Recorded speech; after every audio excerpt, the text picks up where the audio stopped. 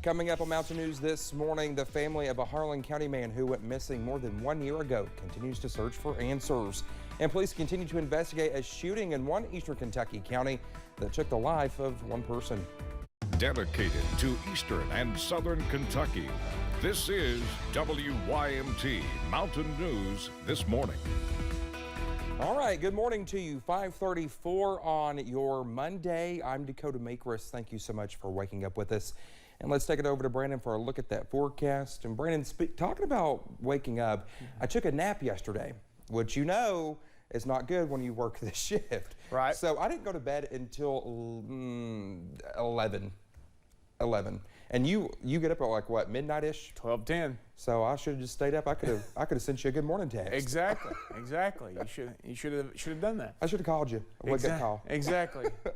I'll take that. All right. This morning, though, we're tracking some fog. Not too bad just yet, but you see we're in a first alert weather day because of the simple fact we're expecting some storms later. Not as in later this afternoon, later tonight. So we're trying to give you as much advance notice as we can. But of that, we see a few popping storms already down toward Bowling Green, out toward 165 there between Owensboro and Bowling Green, Central City, back down toward the Tennessee border there at Portland. So again, just be careful if you're traveling out that general direction this morning. But most of us here at home, not looking too bad. Now, Jenkins, no fog over there this morning on US 119, US 23. Just came down that road yesterday, and I tell you, it was a little bit foggy when I was coming through there yesterday because of the rain we had yesterday afternoon. But temperatures this morning hovering at mid to upper 50s for the most part. There's a couple exceptions. Clintwood is at 51, Hazard and Irvin are at 54. All right, so heading up to about 78 today.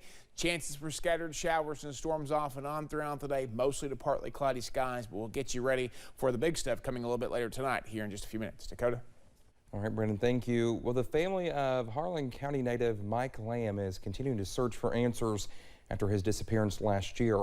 Alyssa Williams talked with them about their search. It was March of 2022 when 53-year-old Mike Lamb vanished from the Everts community.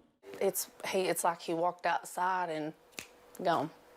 Lamb's family says he had walked outside the home he shared with his brother to go to his neighbor's house, but he never made it there. I mean, he left his phone and his wallet and everything like that. So, and my brother that is disabled, he also took care of, and he had left him there. So I know he didn't plan on being gone for long. Once Lamb was declared missing, his family hit the ground running with the search. We went actually just everywhere. We went to the different places that we thought that he could have been. We went searching the riverbanks to make sure that he hadn't fell off the side of the road or anything. We searched the ditches. We searched everywhere. More than a year later, the search for answers continues. We urge everybody that if they hear anything at all, no matter how crazy that it sounds, to tell one of us or the sheriff's office. That way we can check into it. Because it might sound off the wall and crazy, but it could have some truth to it. And that one little piece of information could very well be what leads us to finding my dad.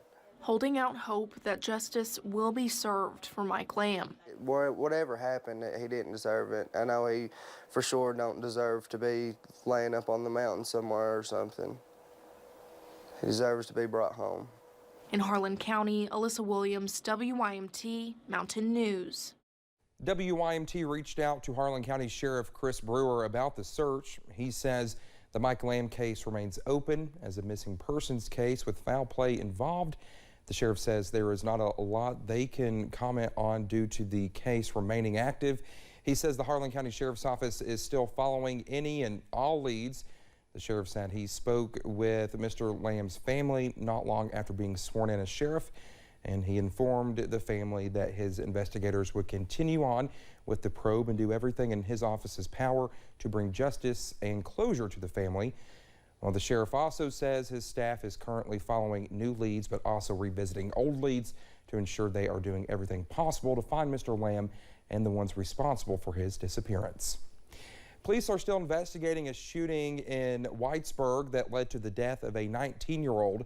The shooting happened on Hazard Road above the old high school football field.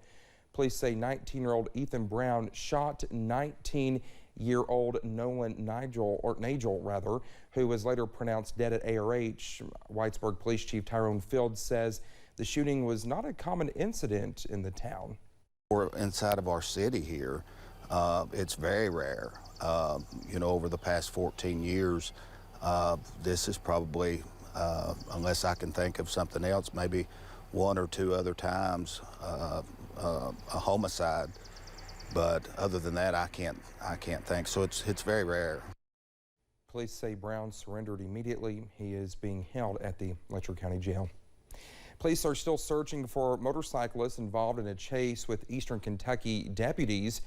Well, deputies have identified 27-year-old Anthony Meadows of Stanton as a suspect.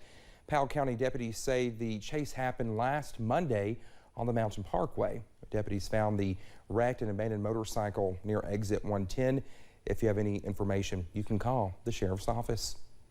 It was a troubling and deadly time leading up to this year's Kentucky Derby. Churchill Downs says 2 horses competing in races on Saturday sustained crippling leg injuries that forced veterinarians to euthanize them.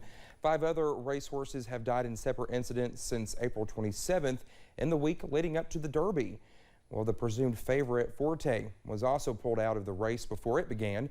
Churchill Downs says it is working with regulators to conduct swift and thorough investigations. The Kentucky Derby brought a list of A-list celebrities to the Commonwealth this past weekend. As some of the biggest celebrities in music, sports, and entertainment made their grand entrance into Churchill Downs, Louisville's own Jack Harlow caused quite the stir when he showed up and posed for photos. Those who attended say they love the spirit of Louisville and the Kentucky Derby. It's my first time here, and I will be coming back every year. This is the most fun, unbelievably joyful, unabashedly, proud. I don't know, it's wild and fun. I went to an incredible party last night. I got to sing with Smokey Robinson. It was so fun. Well, no matter what they're famous for, everyone seemed to agree the people of Louisville are very friendly. Well, kids of all ages gathered in Prestonsburg during the weekend for the 2nd annual Kid Folk reunion. The event was held at Archer Park and saw hundreds of children and their families come out to have a little kid folk fun, whether it was playing on inflatables, arts and crafts, or listening to music from local high school stage bands. This year we've added even more aspects to it, so we were kind of curious to see how that would all fit together, and it's been phenomenal. Since 9:58 this morning, we opened up at 10 a.m. and people were ready to go. The Kent Rose Foundation also presented a couple of checks, one of them being a $1,000 check to the William Petrie Trooper Island Fund. Well, that helps kids enjoy a free summer camp experience.